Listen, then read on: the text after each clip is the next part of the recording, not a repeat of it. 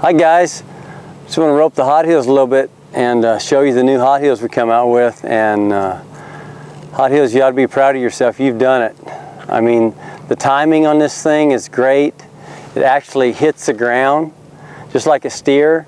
And I can watch, as I watch a steer, I'll see the steer hit the ground in front and then watch his feet come back and then he lifts in the back. Same exact feel and the timing on the new hot heels. And I just love the machine. I'm going to rope a couple times and talk to you about what I see when I time a steer and what I see when I'm timing this. Same exact thing. You can see this hot heel's bouncing when it hits the ground right here. Hop, hop, hop, hop. Man, that has the same feel to me, same rhythm as a steer. And you can see when it's hitting the ground, as it hits the ground, and whatever's pulling your hot heels, your four-wheeler, your pickup, whatever, as it hits the ground, it's pulling it up over its legs, and that thing's coming up, and then it's taking a hop. Same exact things as a steer does. And so you can't cheat it, and just like a steer, you can't, see, I can't get my rope off right here because it's in the ground right now. So same as in my timing, see, it comes back, and it's going to come off the ground. It leaves the ground right there. So it comes forward, it hits the ground. So I'm not having to do anything different to time this as timing a steer or rope this as roping a steer. It's the exact same thing I'm practicing. It even has the look of the real legs. So I really, really am excited about getting to rope this because my feel is the same. See how I look at timing is not when the steer leaves the ground. I see the steer preparing for the jump. And when the steer prepares for the jump, he reaches up under himself, he kind of squats his body and he pushes and he comes up. And so as he's pushing and he's coming up, I'm ahead of him and I'm coming down, so I'm ahead of the jump, so he leaves. The legs are coming back, I'm ahead of the jump, so he leaves, my loop's already turning in. That's how I time my cattle. And I can do the exact same thing right here and the exact same feel, has a good feel on the legs.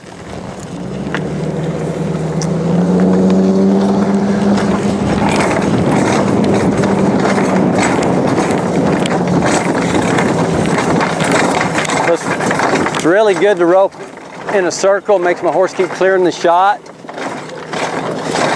See, I just have a nice smooth swing here. Watch it hit the ground and then come off.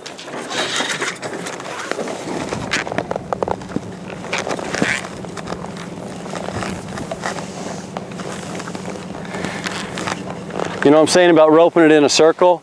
Like almost all the other machines that we've roped, like when you tied a donkey on a pivot or a goat on a pivot or whatever, everything was circling. That was really good for the heel horses.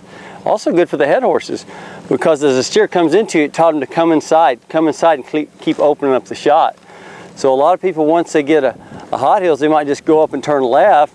And so that's good practice too, like a live steer. But you want to circle some just to really help that horse and help you get used to clearing the shot where you can always see that inside leg. So I want to see that inside leg hit the ground and come back. And I can see it when I see this leg actually hit the ground, this hot heels, I can see it hit the ground as it comes back. I'm starting my throw, then I can rope it in time. Okay, Alan. So I'm on the outside right here. I'm swinging at that right leg. Then right here when I come through, I look at that inside foot.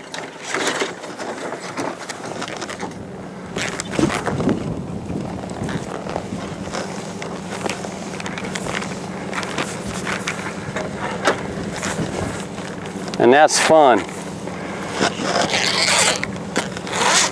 It's really letting my horse work, but I mean, just the feel of the rope on the legs and the way I'm seeing the hops.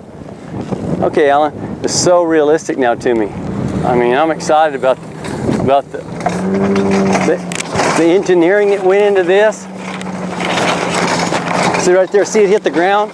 There, there, there. Let's really get my loop through and get my loop all the way on the ground right there.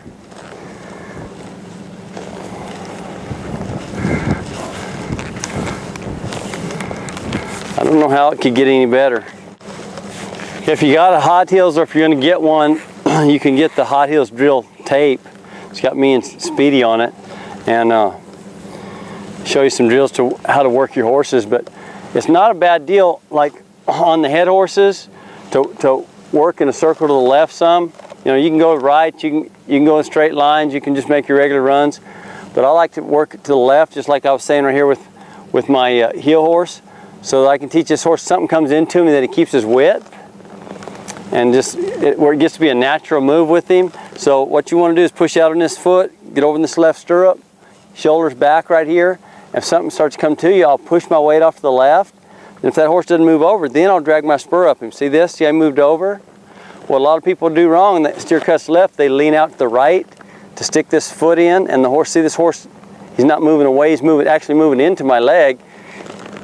See, he never moved off. So if something comes into me, I want to push over on my left leg, bend my left knee, and then I can drag this leg up and get this horse to move. But I'll show you about roping it to the left, and it's really good to keep your horse, keep his width, and just another way to use your hot heels.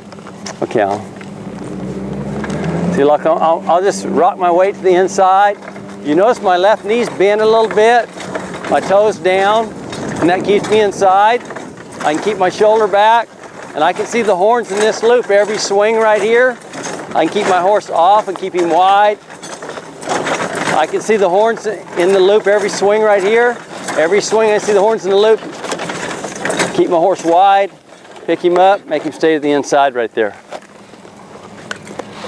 Just another way you can use your hot heels, instead of when a steer comes into you, you're bumping him, you're leaning, end up waving it off. Push your weight to the outside, drag it up him.